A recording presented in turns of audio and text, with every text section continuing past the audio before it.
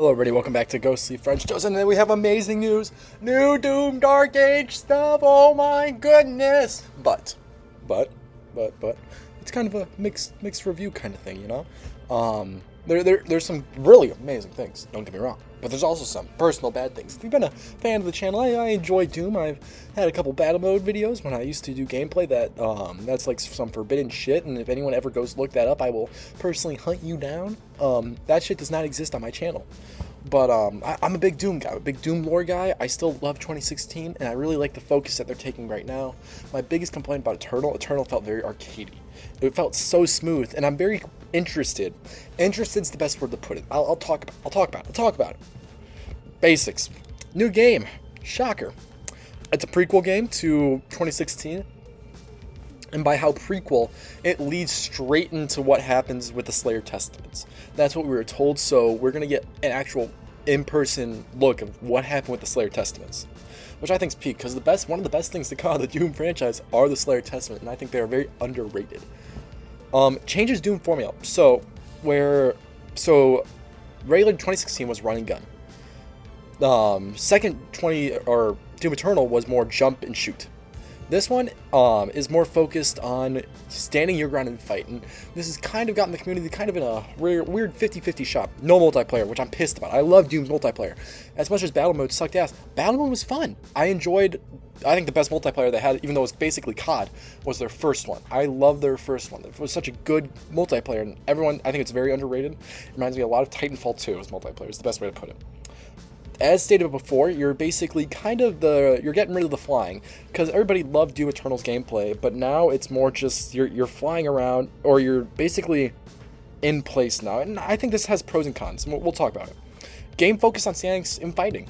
New shield, so something that helps facilitate that idea is the use of a shield, and okay, I'm not completely against it, because I feel like a lot of people have this bad mindset where it's like new stuff. No, meat hook? What?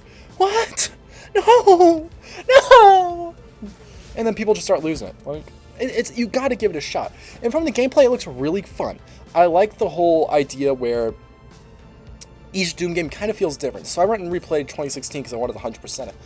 And it's fun. 2016, it has its own feel. It's its own game, where you have a lot of modern games. And as much as I love Elden Ring is just Dark Souls 3.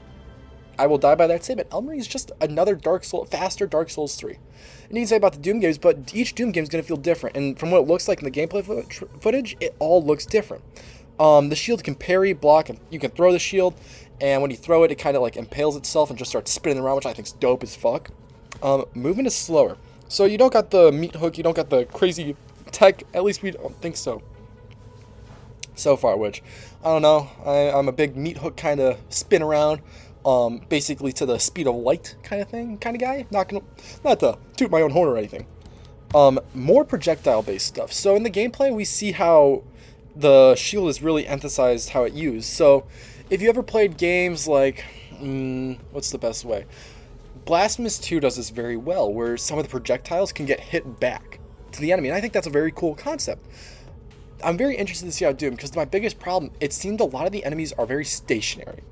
And I think going from, even in 2016, the enemies weren't stationary. They were flying around. They were kicking your ass. They were moving fast. And I really hope it doesn't really become very stationary. And it's just our first look at it. So I'm still going very bright into it. No multiplayer. Sorry, I was banging my laptop. I love multiplayer. Focuses on the base game. They got rid of the multiplayer to focus on. And that's cool and understandable. But, like, the multiplayer is so much fun, and I hope they change their minds. I know they won't, but multiplayer, or at least add, like, Snap Map. Snap Map's such a good idea, and it helps keep the game's longevity, and that's my biggest concern. And I know a lot of people are like, oh, not all single-player games need longevity. If it's a good game, they'll stand on its own. But there's something about, like, even Ghost of Tsushima. Ghost of Tsushima is a great game, but it has multiplayer. It has that longevity aspect. Warhammer. I'm going to talk... Oh, my gosh, don't get me started talking about Warhammer. I'm going to talk about Warhammer probably next week. I have an Elden Ring video next week, but probably I have a Warhammer video in the works. Allows more in the campaign. So what I mean by that, you get mechs and dragons. You gotta ride this fucker. This guy. He's so cool. And you gotta ride a big Atlan mech. And they said it's not just a one-time thing, it's a multi-mission, whatever, and I think that's a great thing. I just really hope the campaign is pretty decently long, because the last big shooter campaign I played is Warhammer. The Warhammer was so fucking dope. Oh my gosh, I recommend playing the Warhammer campaign, because it's fucking sick. Especially, the banner shit, oh my god, shit was tough as fuck. Tide is going crazy. Anyways, locked in. It's cool, and I really like how it's going back to the roots, because my biggest problem with Eternal, as much as Eternal's combat loop was fun, it didn't really take you out of that combat loop, and it didn't really try anything. So and that's where I think we kind of noticed that in the Ancient Gods, where it felt fast, and I think that's what it just kept going. It kept getting faster, and beefing enemies up, and I think that's a pro and con.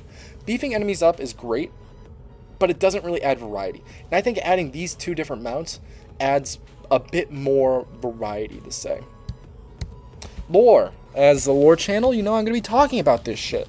Prequel game, ditches codexes, which I'm very happy about. I'm not a big codex reader, as much as that's like the entire point of like Dark Souls is to read everything. Reading's for nerds, for sissies. Just kidding. I can't say that. Focus on the Slayer Testaments, as stated before. The entire game kind of basically involves the Slayer Testaments and what happened. And there's a funny fat Jabba the Hutt looking maker over there. It's kind of silly, goofy. New character, new big bad. It looks very realistic, or very 2016-esque in terms of just depressing. And I think that's a really good aspect to head back to, because Doom Eternal has felt very arcadey. And what I mean by that is, like, you have all the power-ups, and that's why I think where you have all this fast stuff, you just want to be going. And now that you have like this slower, just rhythmic kind of thing, which I think is a very good idea and concept to have. No more glory kills, and this is probably the biggest thing that people are like, oh my gosh, it's woke now, oh my gosh, Eternal is woke, or no, Dark Ages is woke. No, multi-hill, it's still there. Glory kills are still there. It's a multi-hit stage glory kill. So, at the bottom of the gameplay, you see each time the Slayer went in for a glory kill, he used a part of a punch. So, and when I multi-hit, there's different rings. There's gold, purple, and all that. And when you hit a purple one, it doesn't fully kill the enemy. It just does a shit ton of damage. But the gold one will do a glory kill. And it's a multi-hit glory kill. So, it's different phases. So, if I'm using my mace, right? Because the Slayer gets a mace now. I forgot to mention that, which is dope as fuck. You can use the mace to kill him, or you can use the shield to kill him. So it's not just like with 2016 and Eternal, where it's like you do different body parts, or like you hit him from everywhere. You can use multi-weapons just a combo, and I think that's a really cool concept. It adds variety. Punch, kick, hit with flail. And like the biggest thing people are getting away, it's like, oh, there's no more glory kill. There is still glory kills, and I don't like people are having that mindset where they're just changing. It's new stuff. It's a new game, guys. Like, just not get used to it, but like, just understand it's going to be something different than what you're normally used to. And I like how Doom's pushing that idea where it's like, it's something different. And I think a lot of people are just gotten very comfortable with the Doom Eternal because it was such a good combat loop.